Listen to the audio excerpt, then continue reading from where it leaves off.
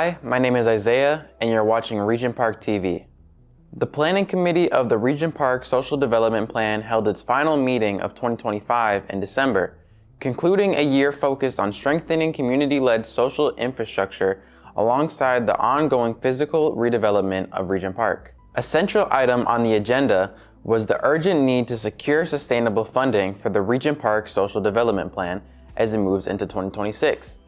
Committee members emphasized that social development funding is critical to revitalizing the community's people, services, and governance structures, complementing the large-scale housing and infrastructure changes that have reshaped the neighborhood over the past decade. Without stable funding, the long-term social gains achieved through the SDP risk being undermined. The discussion referenced demonstrated outcomes associated with the Regent Park Social Development Plan, including findings outlined in the Federation of South Toronto Residents Association's white paper.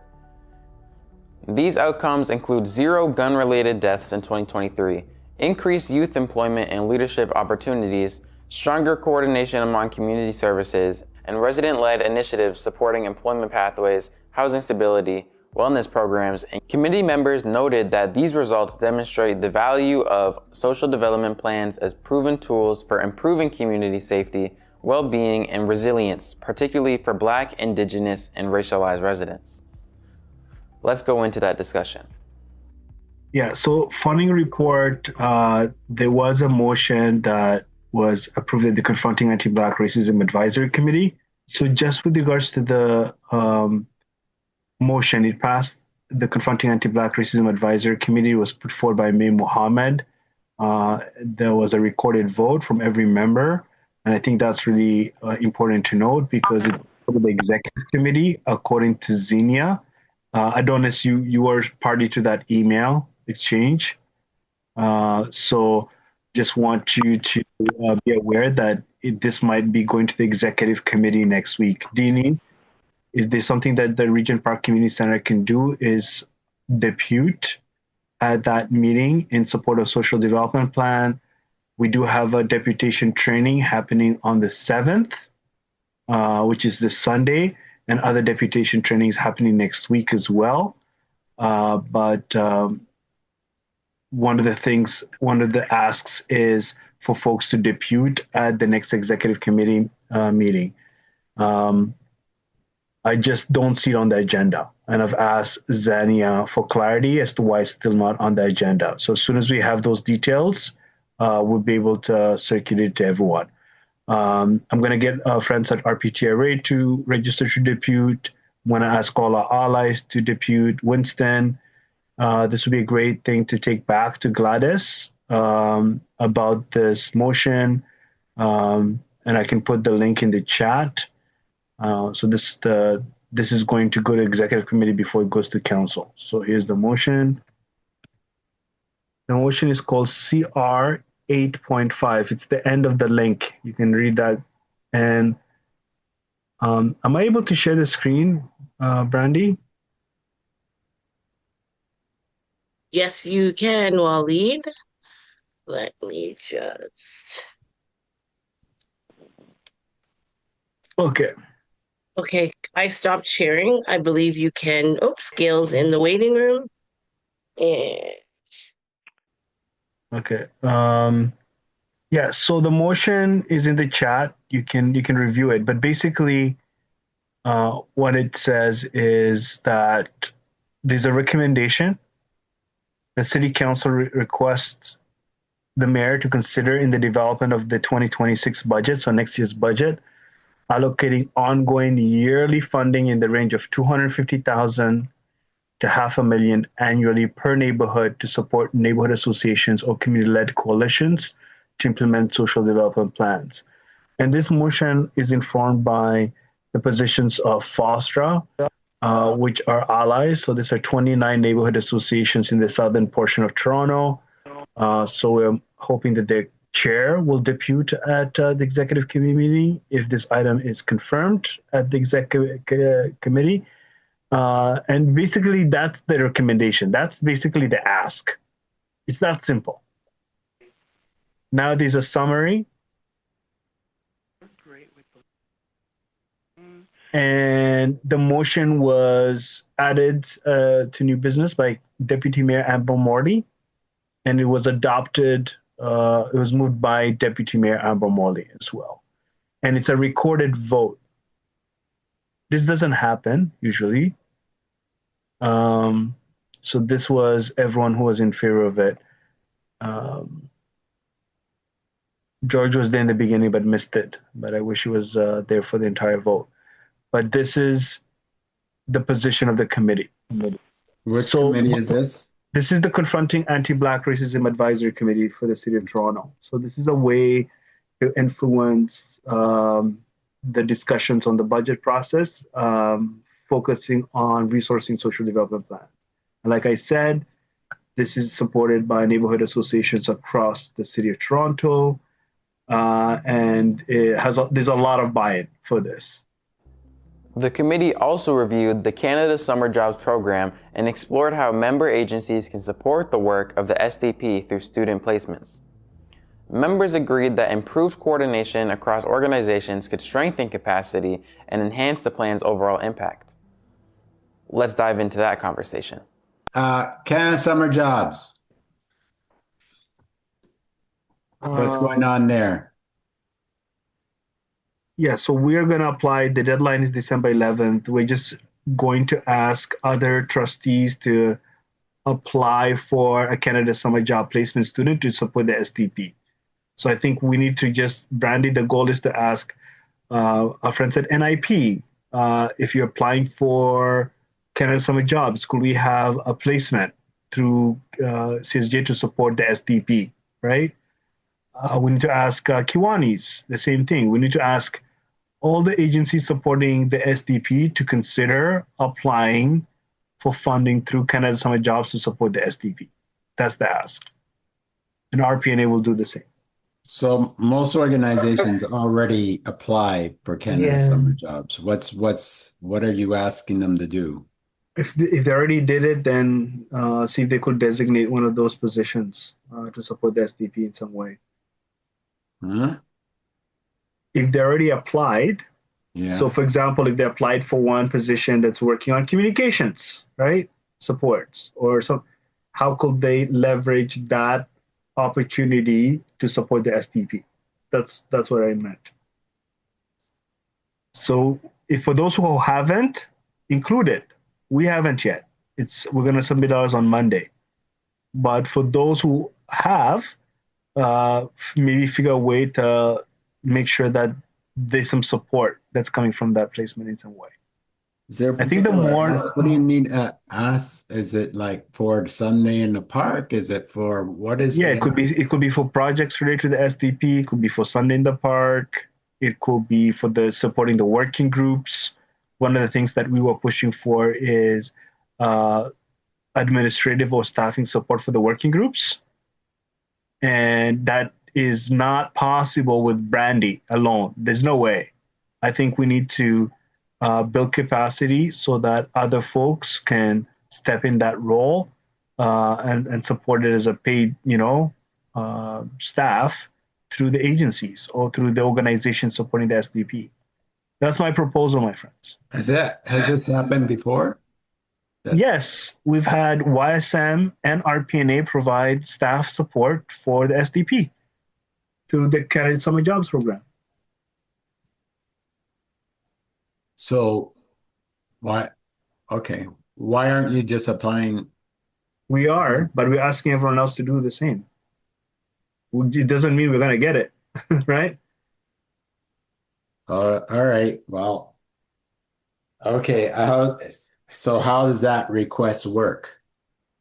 We can send an email to all the EDs or the CEOs of the organizations that are trusting SDP projects and make that ask. All right. Any comments or questions related to this? Did we want to draft up a letter like today to go out? Because it's already December 4th. Yeah, it's a sample email. Yeah, I can send you a sample email. We can send it out today or tomorrow morning. No one's going to read the email right now. It has to be tomorrow morning. Yeah. But I can send you a template with that specific. That would help. As a result, the committee decided to send a formal letter to the executive leadership of SDP member organizations, encouraging participation and collaboration through Canada Summer Jobs placements. Evaluation was another key focus of the meeting. Committee members discussed current evaluation practices, lessons learned, and opportunities to strengthen how outcomes are measured across SDP initiatives. Let's go into that discussion. The thing that has to start soonest is the collection of attendance data. We also have other things ready, like the survey, and we may get some of that done this month, but mostly that will happen next year. But we have to start the collecting attendance very soon, because then we'll have a full year for 2026. So it's really just a question of collecting the data, like physically getting the data from all the different people who take minutes into one place. I prepared like a Word document with a table in it where they can just put in the data. We might have other ways of doing this, but I don't think it's really a question of the physical means by which it is done. It's more a question of getting people to pay attention to do it and do it every month and just be reliable about it. It's more of a person problem than a like physical or technology issue of how to collect it. So, Michael, did you pass this to Brandy? Is this something that we could share now?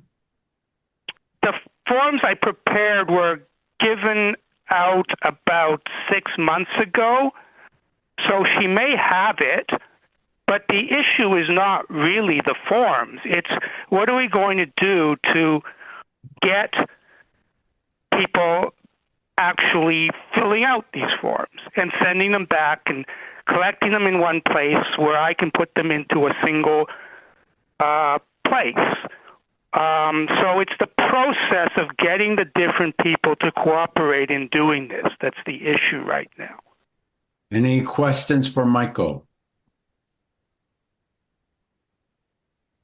Then I will have one. Just to give context again for people who haven't been on previous conversations, we talked about we haven't done an evaluation really for 2024. 2025, sorry. So even though we have a lot of tools ready to go from the evaluation committee, we haven't implemented them. So instead of going back to 2025 and seeing what we could do, we decided that we will aim to have the evaluations done for 2026 and have a midterm report, I believe. So part of that reporting for 2026 is, again, it's just one part of it, but one is we want to know in terms of every committee and every working group that's involved, that we want to know the number of participants, the number of TCHC participants, the number of market participants, and the number of stakeholders who come. So for instance, in today's meeting, we would have, so I'm an agency stakeholder, Winston's an agency stakeholder, Deanie is representing the Health Center, I believe. So that would be 3 agency stakeholders.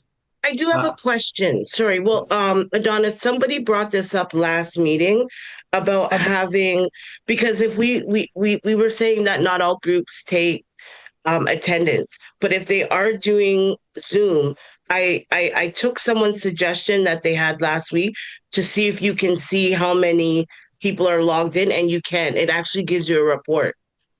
I pulled up the last RPSN meetings. I pulled up the last planning meetings, and I know who all is there. Is that a way we can move ahead with online attendance? However you want to do it, it's just that somebody has to do it. If you want to take those down and put them into a spreadsheet, you can do that. But I'm not asking you to do all this work for the entire SDP. I guess the question is, like there are some committees that don't use Zoom, right? I mean, who don't use the recording and don't record. That's the safety network. Yeah, But and then but some it's of the still they committees don't don't have need you it. don't have to Some of the record it though. It's who logs on through the link. It saves that. I didn't go through the recordings to get it. If you pull open a meeting, you go to reports and it shows you everybody who attended, and it's not a recording of the meeting. It's just whoever logs in while the meeting is happening. So Michael, I was saying I wasn't going to say to do it for all groups, but the groups that we have access to that are online, then we wouldn't have to worry about those. We just have to worry about the other ones.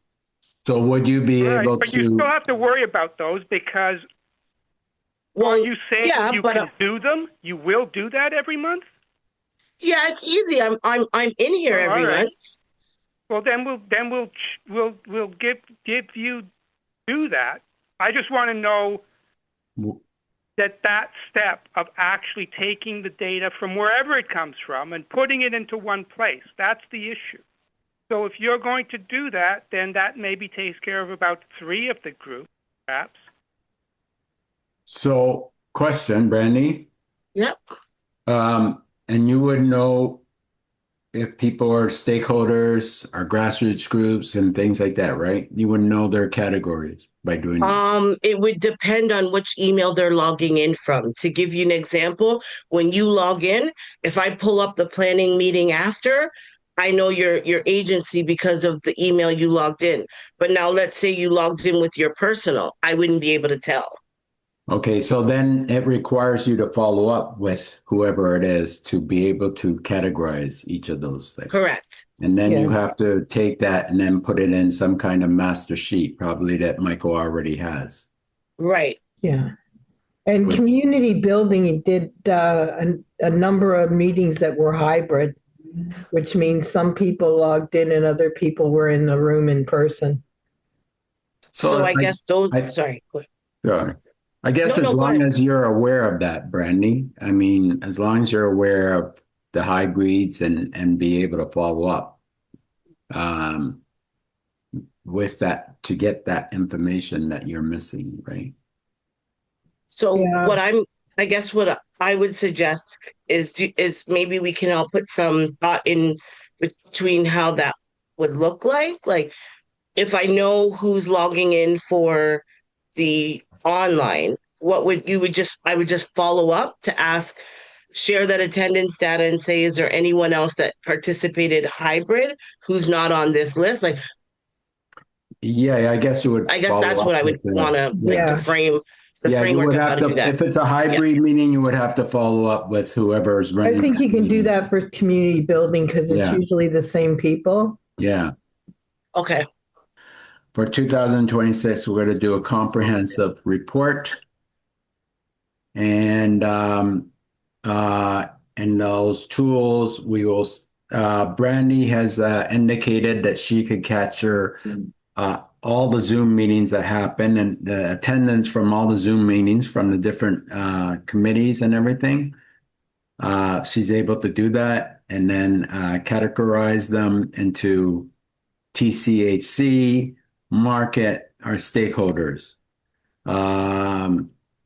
So that's good.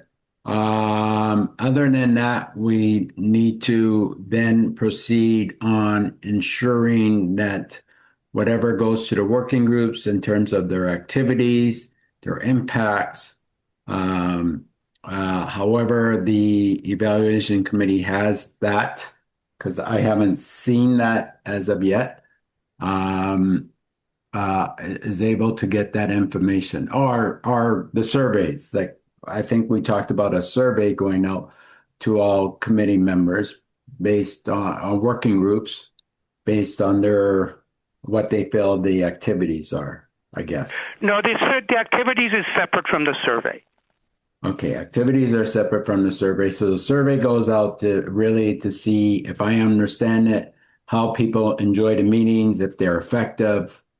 Is that what it's all about, Michael? That is a large part of it, yes.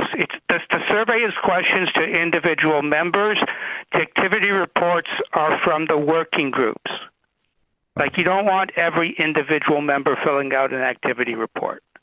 All right. So the members survey will go out 3 months from now, I believe it, or 6 months. What did we say? We have to do a test run now, even if it's just small.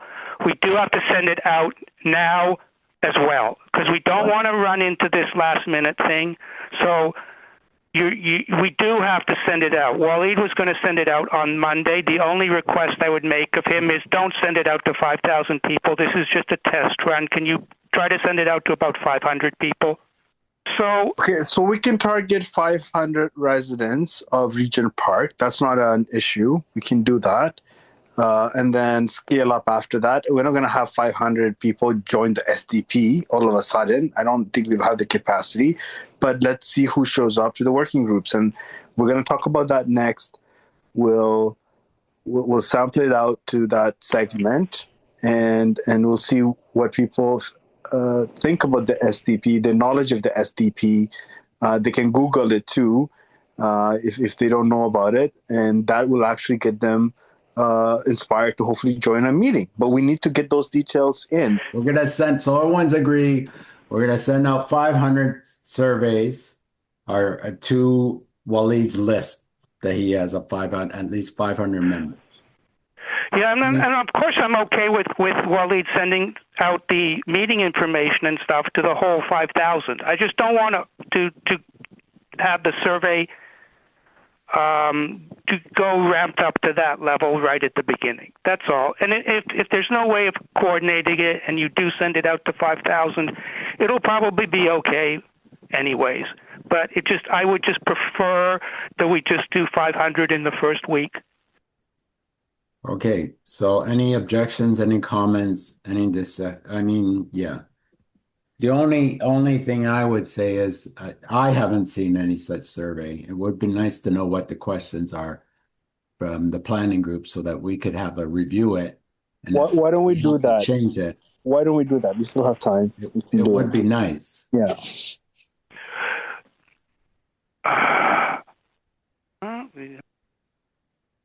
Michael, do you have an objection to the planning committee seeing? Well, I mean, only the fact that this was done about 6 months ago and you could have attended evaluation meetings if you wanted to.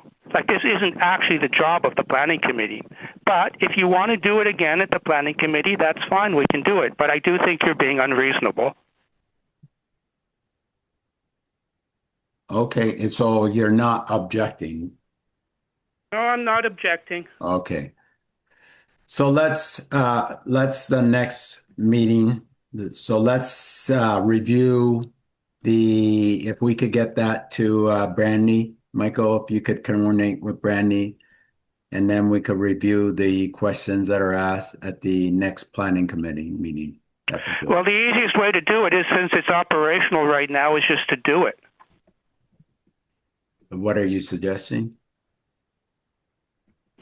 Are you suggesting that the members here now, like? No, well, I don't know about now, but I mean, whatever you want to do, like it's available, so you could just do it at the next meeting or whatever. I don't care. However you want to do it, but it's available right now. Okay, why don't we have it for the next meeting? We'll just walk through it. We'll just do it and walk through it together. Okay? Okay. Great. Thanks. No, I appreciate that there's been a lot of work done from the committee. I appreciate that, of course. But it's good for the planning committee, those who haven't been involved, to just see it. So and make comments of that. All right. So are we, that ends, I think, the evaluation piece of it. Looking ahead to 2026, the committee discussed marketing and outreach strategies aimed at recruiting new members and expanding engagement across Regent Park. Okay, so marketing and outreach. So the idea here is that as we draw close to 2025, that we're going to restart at some point into all the working groups and committees will restart in 2026. So what do we need to attract residents. Apparently, we have or apparently RPNA has a list of 5,000 residents. We have also a SDP list of members. Brandy, how many SDP members do we actually have? In terms- the Question so many times. sorry, are you asking in the like contact list? I Yes. just wanna correct that. It's not 5,000 for RPNA. RPNA is around 1,500 to 2,000, if I'm not mistaken. Okay. Fatin can correct me. The rest is my list. I know a lot more residents than RPNA does, but But they're not engaged in the SDP, right? no, they're not. And I'll tap into that, Dini, because I've been doing a lot of organizing work with a great team. So I'm going to leverage the relationships I have with my neighbors in this neighborhood to support the SDP. Okay, Forward. and Brandy, I promise you that, Dini. Don't worry. Things are going to work out. Brandy, how many do we have? Around 340, 340 340? in the contact list. Yep.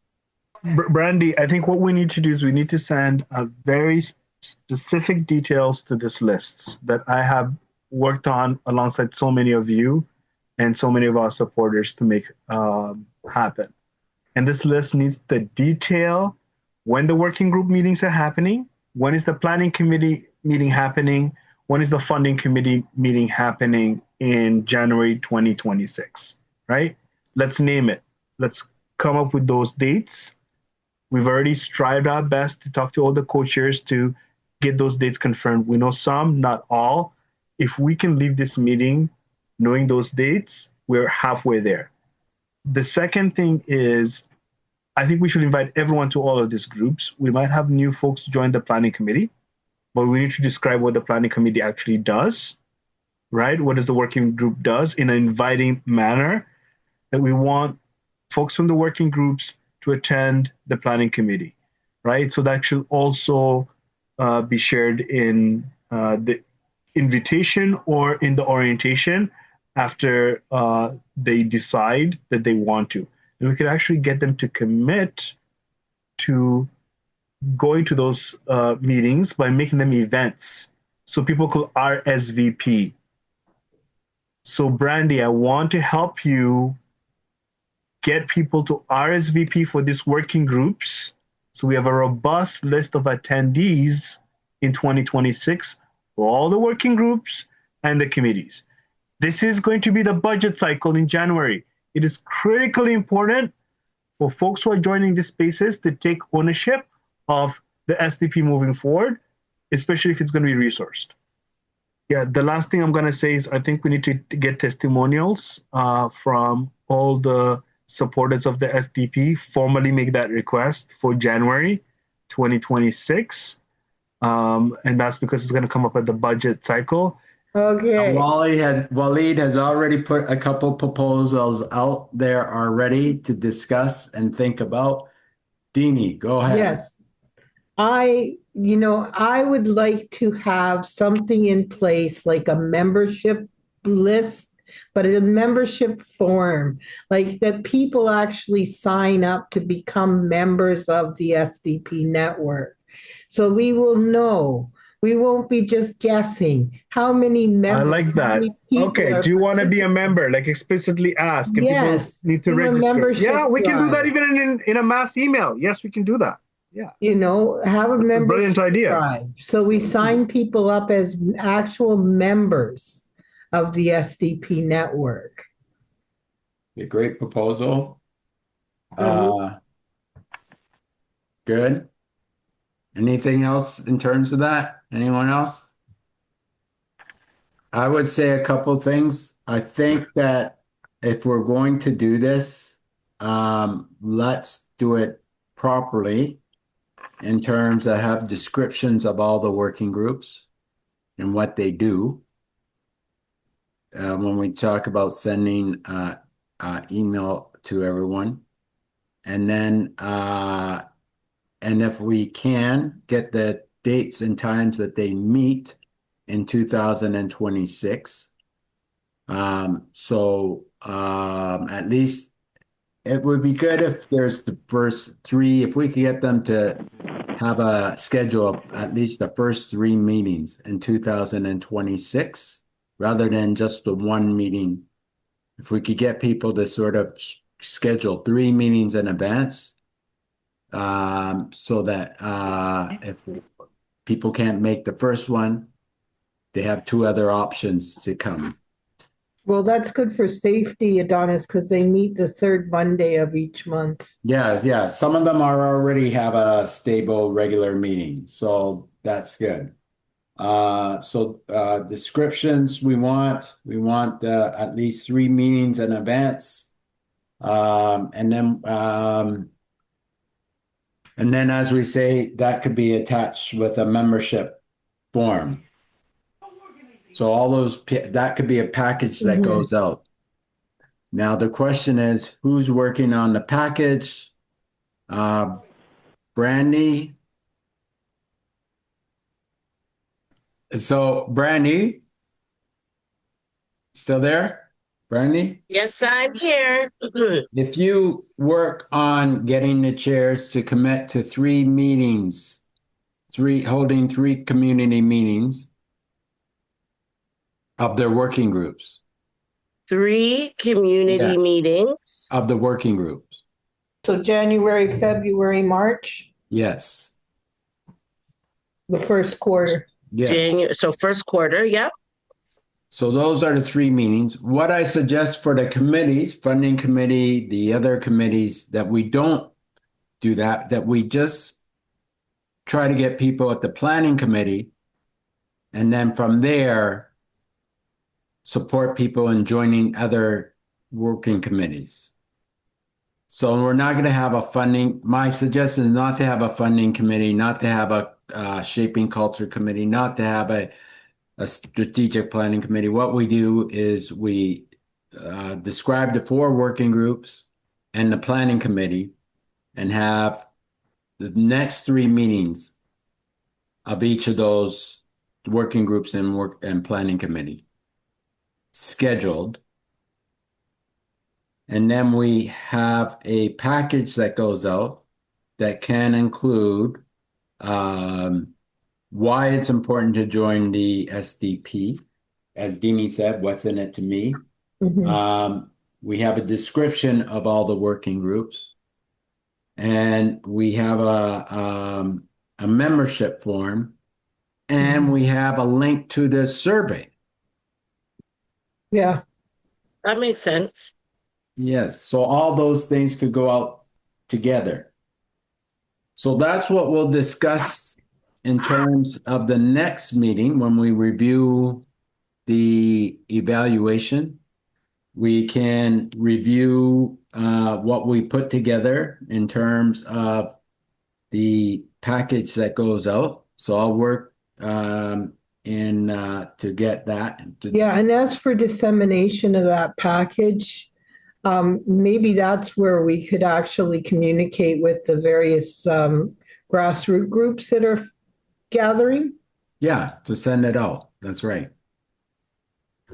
Okay. Grassroots groups. Okay, so that's a plan. And over the course of the time that we have left in December, we could work on that so that it will be ready to go early in January. So Brandy, it's really important that we get the first 3 meetings that each of the working groups will have in January. 3 or 4. Yeah, I will definitely So we'll have the craft dates up a letter, share it with you all, and if you approve of the language, I'll send it out to all the committees. And call and follow up and do what's necessary to get them to commit. Yeah, right. Yeah. Okay. Waleed, yeah. I also have a question, Waleed. During Sunday in the park, all of those people stood in that line and signed up and gave contact information. Can you tell on that contact information who the Regent Park residents are? Yeah, we tagged them. Yeah. Because we tagged them in the system. Yeah, we can. Can we get a copy of that? Yeah, we can get that copy. Yeah, could you give a copy of that to Brandy? It's a list. Yeah, I'm gonna try to get Fatin to export it, but I'm sure he tagged it. because he got a lot of animators to tag that. Yeah, I seen that. I RPNA watched table. that line for the event. Yeah. Yeah.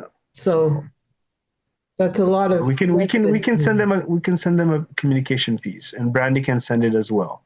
But Yeah, what I'm trying to people- do is filter those people that are interested and those who are not, so that we don't have the problem, Deanie, that Brandy brought up in the beginning, which is she has to clean the list because people are not interested. Yeah, but we want to send out a request to become members. So this is the one that we're going to send out, asking them to sign up for the working groups. Yeah. Whatever is signed up, that list is going to Brandy. Yeah, that makes sense. Not just random people, because then we'll get a bunch of, can you remove me from the list?